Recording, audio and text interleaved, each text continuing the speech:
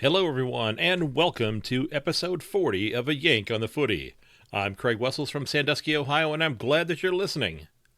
Got another fairly quick turnaround during our Festival of Footy going on here as we move into round 11. Now, I wanted to make sure I got my tips in for round 11 before they begin the games tomorrow, or today if you're listening, more than likely.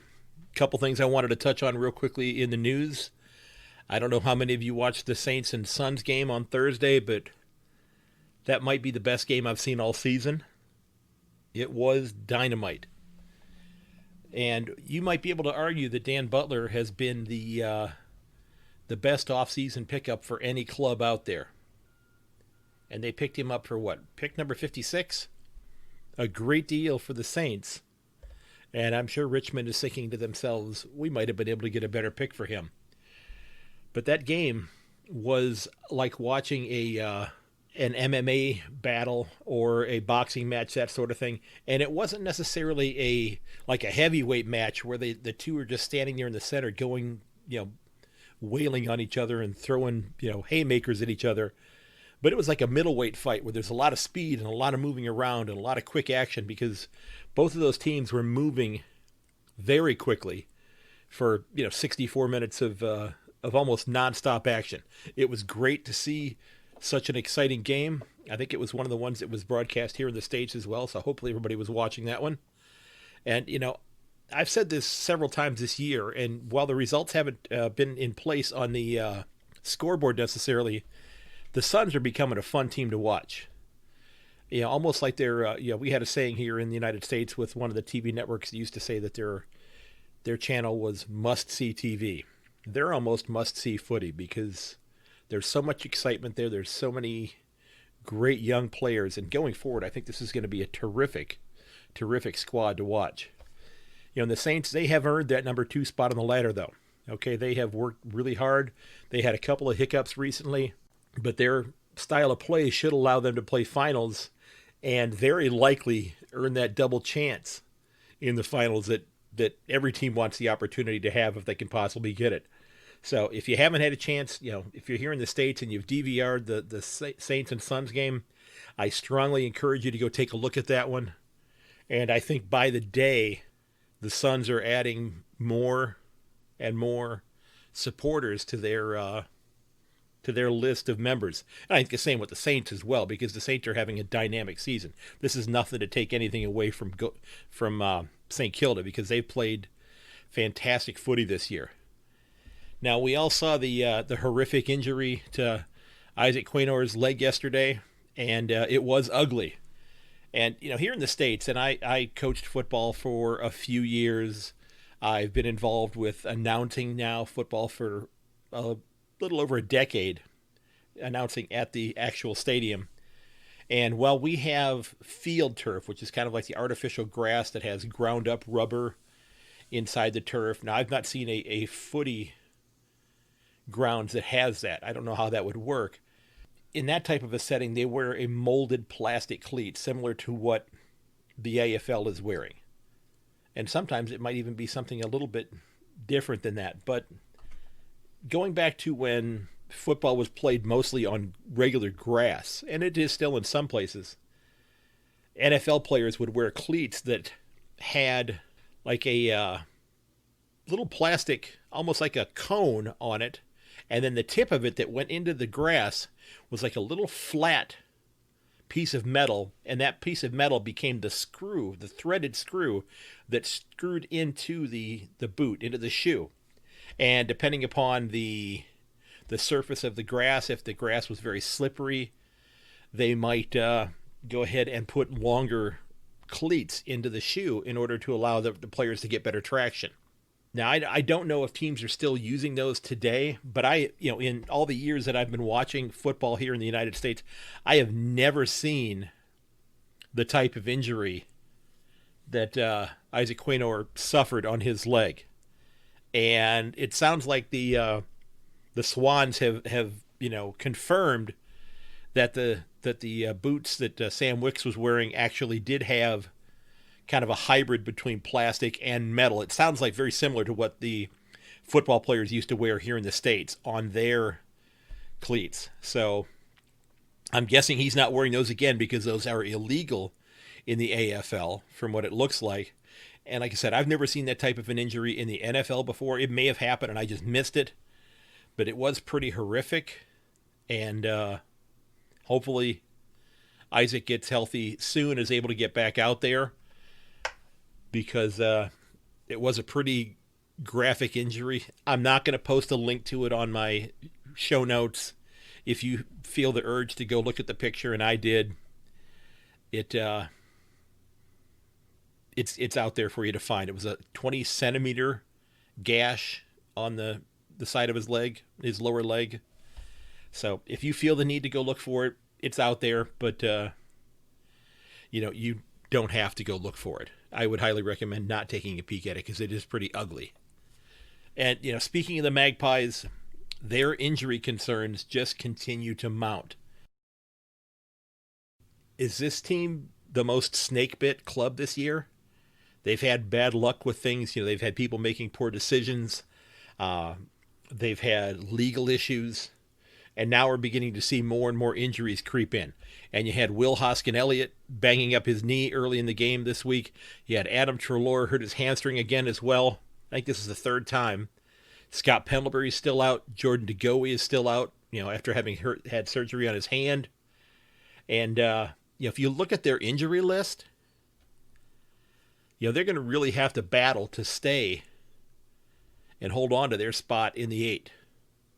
If you look at that list, it's amazing because like half of their club, half of their starting 18 is on the injured list. So they're really going to have to dig deep to battle through. Now, they've got a lot of talented players on that list, but a lot of them aren't playing right now. So I don't know what's going to happen as far as the season going forward for the Magpies. If Pendlebury comes back soon, it sounds like Treloar's going to miss a few weeks.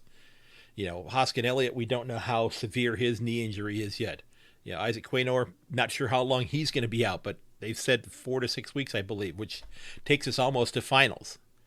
So they're going to have to figure out how to get to finals in order to actually compete in finals. Now, if any team can do that, it's the Magpies, because they've been there before. Okay, they're a strong, resolute club, so I fully expect them to be there. And the last story, and I'm not digging into a lot of stories this week, but the last one I wanted to get into was the fact that round 13 has been introduced, and it is terrific that they are actually going to be holding a couple of games at TO Stadium in Darwin during the Indigenous round, during this Sir Douglas Nicholls Indigenous round. And it's great to see Darwin get an opportunity to host a couple of regular season games this year. Now, I know in the past, generally, I'm not remembering which club it was. I think it's Hawthorne. Isn't it Hawthorne that goes and plays a game there each year? And I could be wrong on that. I probably am wrong, and you're going to let me know in the comments. But you're going to have Carlton and Gold Coast playing one another in round 13. And Richmond and Essendon are going to be playing the Dreamtime game up there in round 13. So it's a great opportunity for the game to be showcased in an area that is so vital to the game of footy, because so many players from the Northern Territories do find their way into the AFL. So this is a great opportunity here. They also did say that the D's and Bombers are going to figure out how to work out their missed game, the one that needed to be made up after the COVID situation, that they're going to go ahead and try to make that game up during this second frenzy period, if you will, which they said is going to be between rounds 14 and 16. So it sounds that, well, some teams are going to be playing 2 or 3 games depending on when they get a bye, because there'll be some teams that have not had a bye week as of yet. Some teams will be playing 3 games, and it looks like Essendon and the D's are going to end up playing a 4th game during this time period on maybe an even shorter turnaround in order to catch up with the other teams and get themselves back level in terms of the number of games played. So it's going to be interesting to see how that works out. It'll be interesting to see where they play it. We shall see. So really quick turnaround, a couple fewer games this week. So I didn't want to, there were some stories that were out there that I just decided not to dig into. Okay. Some news broke out, today in terms of what happened recently in Richmond with the post-game celebration. I'm not going to get into that. I don't feel that this is a place that I want to talk about that, and I'm just going to avoid it. You can go read up on that if you want to elsewhere. It's been talked about. It was talked about at their press conference. I'm going to go ahead and leave it at that. Now, I did want to get into my tips for this week. As I told you, it's going to be a much shorter episode this week. I had a pretty good week. I got 6 out of 7, so not bad. And the one that I missed, of course, I tipped against the defending premiers. I chose Brisbane in that game, and Richmond handled them pretty easily, throttled them pretty well. So I still can't figure out why do I keep tipping against Richmond, because every time I do it, it turns out that I'm wrong. We'll see what happens with today's tips that I'm going to give you now. Speaking of Richmond, we've got Richmond and Port Adelaide, which is very arguably the game of the week. Yes, I know that Port Adelaide's playing at home. Yes, I know that they're at top of the ladder. Yes, I know that they have a percentage that's over 20 points higher than the Tigers. The Power have been playing exceptionally well, and despite their loss 3 rounds ago to the Saints, they've maintained that spot on the top of the ladder. The Tigers handled the Lions pretty easily last week. I think almost doubling their score. And, the Power have announced that they're going to be bringing Scott Lysett back into the 22 this week. So they're going to have 2 rucks along with Peter Ladhams. And I'm going to still take the Tigers by 6 points in this game. I think it's going to be extraordinarily close. It's going to be a game where I think that the Tigers' veteran leadership pays off for them and gets them another hard-fought win. Now they're going to be without their captain. Trent Cotchin is going to be taking this game off. He's got a hamstring issue. So he's going to be staying back in Queensland and trying to get his leg back healthy again. I'm not going to speculate if there's another reason why they're leaving him behind in Queensland. That'll be up for you to decide. And like I said, I think this is going to be the match of the week. Like 1A and 1B I'll talk about in a moment here. But I think the Tigers are going to take this one by just a single goal. And I could very easily be wrong on this one because these are 2 fantastic clubs. Brisbane and Western. I've got Brisbane winning this one by 8 points. The Lions, they got thumped pretty handily last round by the Tigers, but I think that they're going to bounce back. The Bulldogs have lost their last 2, and, against, the reigning premiers and against the current ladder leader, but I still think that the Lions are going to go ahead and win this one by a goal and a couple of single points. So, Brisbane's a talented club. I think they're going to recover from the ugly showing that they had last week. Let's be honest. I think they were embarrassed by what happened. And and again, this has been a bugaboo for the Lions for quite some time because they've struggled against the Tigers for a number of years. And, if you saw the footage of it, you saw the senior coach, Chris Fagan, visibly upset by what was going on during the course of the game. And yeah, he's an intense guy, but I've not seen him that angry before. The next game on the list this week, we've got West Coast and Carlton, and I've got West Coast winning this one by 14. The Blues had been a great story all year. This is a team that most fans have been waiting for them to take that next step and to begin competing for a spot in the 8, and it looked like they were going to do that. They knocked off the likes of Geelong earlier in the season, and they've kind of fallen back a little bit, and they've struggled for the last few rounds. Okay, they've dropped 3 out of their last 5. The Eagles have won 5 in a row, and they've used their time at home at Optus to help get their season pointed in the right direction. And I think that's going to be the case here. Okay, the Eagles have so many weapons. They can attack you and score from pretty much anywhere around the 50-meter arc and inside. So I really think that they're going to go ahead and take this. And I think with their talent and the fact that the Blues have really been scuffling lately, I think this is going to be a 2+ goal win for the Eagles. Now, I think West Coast is actually leaving Optus after this week and heading to Queensland. I could be wrong on that, but I think West Coast is heading to the east. I know that Adelaide is going to be heading that way here shortly. Now, we've got Melbourne and North Melbourne, and I've got the D's winning this one by 9 points. The D's, they've got an opportunity to go ahead and get back to even on the ladder. And if you think back to the earlier parts of the season, did you expect that to be happening? Because you could argue that there wasn't a more dysfunctional club in the competition than than the D's. And they have righted the ship. They've started to play better. They've begun to perform at a better rate. So I think that the D's are going to be facing, of course, the Roos without Ben Brown. And while Brown has struggled to score this year, he still is a great option, to take marks and score inside 50. And if you saw, he banged up his knee pretty significantly against the Cats this week, so I doubt he'll be playing. And, is this going to be a great opportunity to see two premier rucks playing one another, with whether it be Todd Goldstein or Max Gawn. It's going to be great to watch the two of them battle with each other. So I think this is going to be the D's game by 9 points, and I'm looking forward to that ruck competition there. Now, Geelong and St. Kilda. Geelong's got the good fortune, if you want to call it that, of playing the top two teams on the ladder in back-to-back weeks. They've got the Saints this week and Port Adelaide next week. They have, an older side in many cases. Gary Ablett is still away, dealing with personal issues, and I hope things are going well for him. They've begun to mix in some younger players into the mix, and they perform pretty well. Lockie Fogarty, Zach Guthrie. I think Zach Guthrie actually had 2 goals this past week. He's been a kid who the fans have been waiting for to grow up, it looked like, because he was a very young-looking player. And he came out and played pretty well this past week. Now, are the Cats going to manage more players? They played Paddy Dangerfield down forward for most of the game this past week. It's a way to take some of the miles off of his legs. Will they do that again this week? Will they bring in some other players? Remains to be seen. But St. Kilda is playing an exciting brand of footy. They scratched out a really difficult win against the Suns. I talked about that before. And again, like I said, this is kind of the 1B as far as the games of the week behind the Tigers and Power game.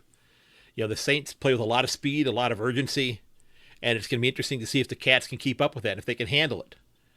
Like I said, they handled the Kangaroos pretty easily last week, and they've begun managing some players. So the Cats might be playing the long game here, so they may drop a game or two out of these next two. They might drop both of them if they decide to manage players and just try to maintain a spot on the ladder, hoping that the health of everybody pays off for them at the end. We'll have to see. Of course, you have to get to the top 8 and stay there in order to even compete at the end. Okay? But like I said, I'm going to go with the Cats on this one by 8 points. I think it's going to be a very close game. And we've got a couple more games here. We've got the Magpies and the Crows. And I've got the Crows beating the Magpies this week by 6 points. Now, before you turn off the podcast and unsubscribe, hear me out on this, okay? Some of you are thinking, what is going through your head, you idiot? That's okay. The Crows are playing their last game at the Adelaide Oval for a while before they head back into the Queensland hub. The Magpies, as I had talked about earlier, they are just devastated by injuries. You've got arguably half of their starting 18 on the injury list. They're probably not going to be playing. I don't think any of them are going to be playing. Now, they might bring Mason Cox back into the mix this week, but it's gonna be a battle. I don't think it's necessarily going to be a high-scoring game, but I think that the youngsters in Adelaide, mixed in with their veterans, who most of them are still healthy, are going to have just enough to get their first win of the season. And let's be honest, folks, this might be their last opportunity to get a win this year. So if you're a Crows supporter, you're certainly hoping that happens. If you're not a Crows supporter, sure, you're hoping maybe that the Pies win. You want to see somebody get, a whole set of wooden spoons by not winning a game this year. But I've got the Crows winning this one by 6 points. Next up, we've got Hawthorn and Fremantle in round 11. And in this game, I've got Hawthorn beating the Dockers by 11 points. Let's be honest here. You had the Hawks earlier in the year dropping 4 games in a row. And that was a downward spiral that I think even the most diehard Hawthorn supporter was wondering, are we ever going to pull out of this? Are we ever going to recover from this? Well, they've won a couple games. They did the last round. They knocked off the Blues pretty handily. The Dockers did bounce back after a couple of tough losses, and they had a really ugly outing, and I think both teams played rather ugly against Geelong in terrible conditions in the rain at Optus. The Dockers, they have a significant number of players that are out injured. It's a question as to whether or not they will be back in the lineup this week. Michael Walters, Stephen Hill, very likely not playing. Nat Fife is back, but I don't know if that's going to be enough for the Dockers. I believe, that the veterans on the Hawks list are going to be able to win this one. I don't want to say rather handily, but 11 points is a significant margin. So I've got the Dockers dropping in this game to Hawthorn by 11 points. And the last game of the week, Gold Coast and Essendon. And I've got Gold Coast winning this one by 7 points. Just got done watching a little while ago the Essendon and GWS game, and Essendon was just crushed by a questionable high contact ruling at the end of the match, which gave the Giants a shot on goal inside of 50 and put the game out of reach. Now, of course, the flip side of that is Essendon blew a 29-point lead. They had a significant lead in this game and let it get away from them. You have to credit GWS for winning the game as much as you have to fault Essendon for losing the game. Now, I don't know if they're going to recover in such a short turnaround. The Suns went toe-to-toe with the Saints this past week, almost getting a win against them. And while I think that they're exciting brand of play, it hasn't translated into wins. They've lost the last few. I think this round they're going to do enough to get themselves closer to the 9th spot on the ladder, because if they win and Carlton loses, they could hop from 11th to 9th on the ladder and then be knocking on the door to the top 8. And when is the last time you thought you'd be saying that about Gold Coast? Competing for the possibility of playing finals. Is that good for footy? I think it is. I think the fact that Gold Coast is making a name for itself in terms of being respectable is going to bode well for them when it comes to adding players in the offseason. People are going to want to come to Gold Coast. Now, I've not been to Gold Coast before. I've not been to Australia before. But I can read a weather map. And I mentioned this to somebody the other day on Twitter. You'd have to think that spending your winters in Gold Coast would be more comfortable than spending your winters in some other place that's a little bit colder. Kind of a nicer climate in the wintertime, if you think about it. So there's my tips for the games this week. Again, please don't rely on me. Okay, I'm just having fun with this. I'm letting you know what I think. You can tell me where I'm wrong. You can tell me what you would have picked differently. That's great. I'd love to hear from you. Okay? Now, ladies and gents, don't forget that if you'd like to sign up for the mailing list, I would love for you to do that. There's a link for it in the show notes. This is where I send the episode out to you before it goes anywhere else. I publish it. The first thing I do is get that link to the episode, and I send it out to the people in the mailing list so you have it ahead of time. So even if it hasn't shown up on Apple Podcasts or on Spotify or Stitcher or whatever service you're using to listen to the podcast, it'll be in your inbox ahead of time so you can listen to it on your drive into work or on your way home, whatever the case may be. All right, so if you'd like to go ahead and sign up for that, would love to have you sign up. Also, as I mentioned last week, if you've got an idea for a show topic or somebody you think would be a great guest, I had somebody that suggested that I do like a history of the different leagues around the country.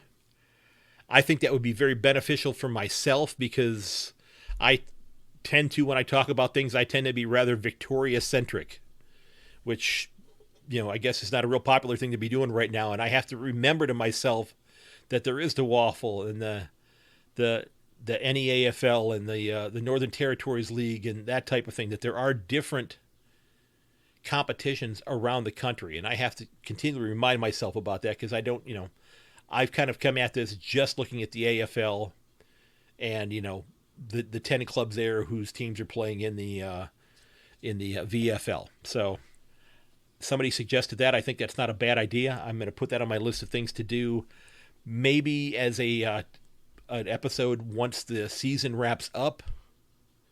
so I can do some deep dives into things. I have an episode right now that I'm digging into and doing some research on that I'm hoping to have out next week. It's a topic I'm having a lot of fun with, so I hope you'll give it a listen. I'm hoping to have it out by Wednesday or Thursday next week. Okay, and again, I think we're coming into the next round of the Footy Frenzy as well, so I'll have the episode with my tips as well at that point in time. So, ladies and gents, don't forget that while you can find all the episodes of this podcast at ayankonthefooty.podbean.com, you can also find it on your favorite podcast provider. Hopefully you'll subscribe, whatever podcast provider you're using, whether it be on the Podbean app or on Stitcher or on Spotify or on iTunes or Google. Hopefully you'll go ahead and hit that subscribe button. If you're on Apple, I would love for you to give me a review. Let me know what you think. I would love a 5-star if I've earned it. Okay? Remember, you can also reach me at yank_on on Twitter, and by email at ayankonthefooty@gmail.com, and on Facebook and Instagram at ayankonthefooty. I'd like to thank Mr. Joseph McDade for the use of a couple pieces of his music. Mr. McDade has created some fantastic music. I'm using the pieces Elevation and Backplate. You can find his music at josephmcdade.com/music. You can also find him on Spotify as well. I've listened to some of his music there, some great stuff. Again, Mr. McDade, thank you so very much. And again, if you haven't done so yet, I invite you to sign up for the mailing list so you can get the podcast sent to you. Alrighty? Now, those of you who are based in Victoria, I know that you're in the midst of the state of disaster. I hope that you'll be safe. I hope that you'll look out for one another. Reach out to your family members. Talk to them.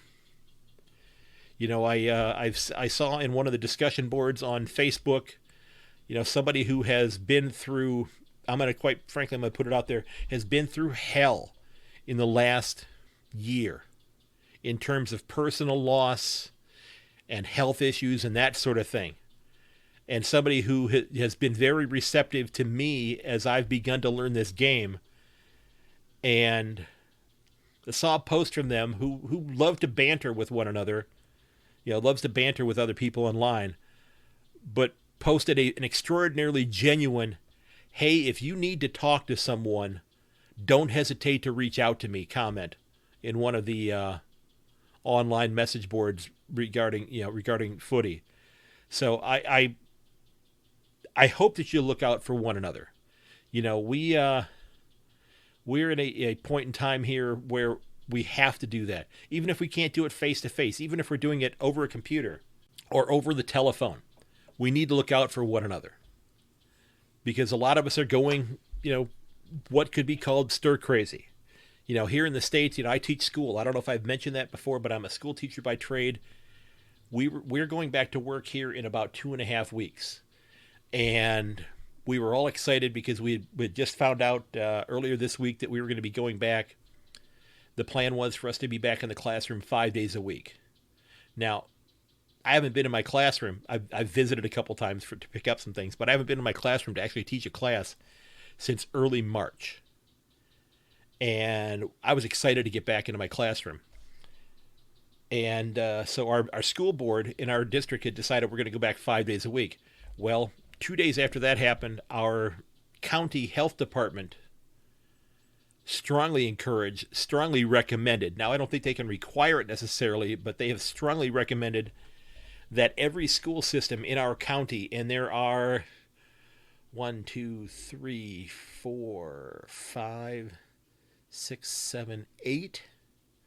different school districts in my county, and then a vocational school as well, that they spend the first 9 weeks of the grading period of the school year doing remote learning, doing work from home, which some of the students are doing in Australia as well. And if you're listening elsewhere around the world, that may be happening with you too. So I was a little crestfallen by that. I was looking forward to being back in my room and actually engaging with the kids face to face, even if it was behind a mask and between some plexiglass or whatever the case may be. But that's not to be for the first 9 weeks, so we're going to have to figure out how we work around that. Now, what is interesting is that I chatted with my mother-in-law last night on Facebook, and she and my late father-in-law retired to Mexico. They live on the west coast of Mexico in a small village, And they fell in love with this village like 20 years ago when they went to visit. They built a condominium down there. They went on, weekends or for 2 or 3 weeks at a time until he retired. And then they retired there about a decade ago. And my father-in-law passed away last year. And they have done so much along with their friends and neighbors in terms of like doing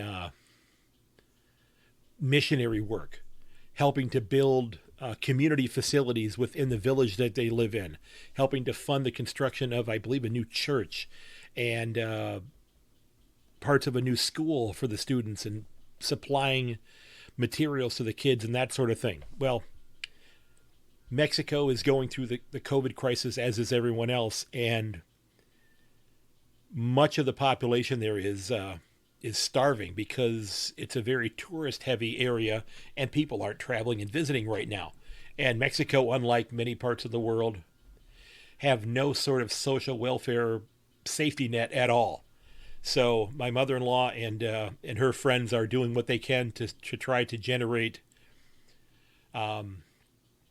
revenue to provide meals and supplies and that sort of thing to the family members and that sort of thing there. Yeah, I'm just pointing it out because, it's not something that's just happening in Australia. It's not happening just in the United States. It's happening all over the world. I am going to put a link in the show notes if you want to take a look at what's happening there, if you are at all curious. It is kind of an interesting situation, and hope you'll want to check it out if you'd like to do so.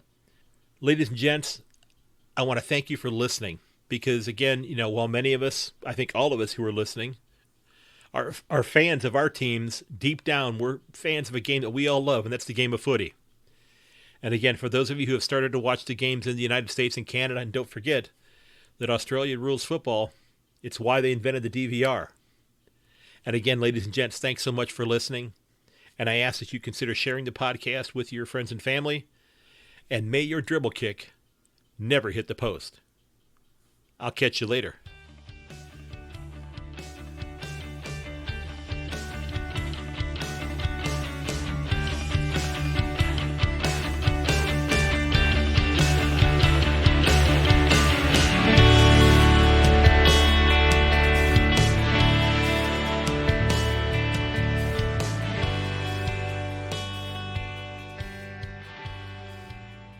This has been episode 40 of A Yank on the Footy. Don't forget that you can reach me at yank_on on Twitter or to the yankonthefooty@gmail.com. You can also find me on Instagram and on Facebook at A Yank on the Footy. Again, thanks for listening, and please consider sharing the podcast with your friends and family. Goodbye.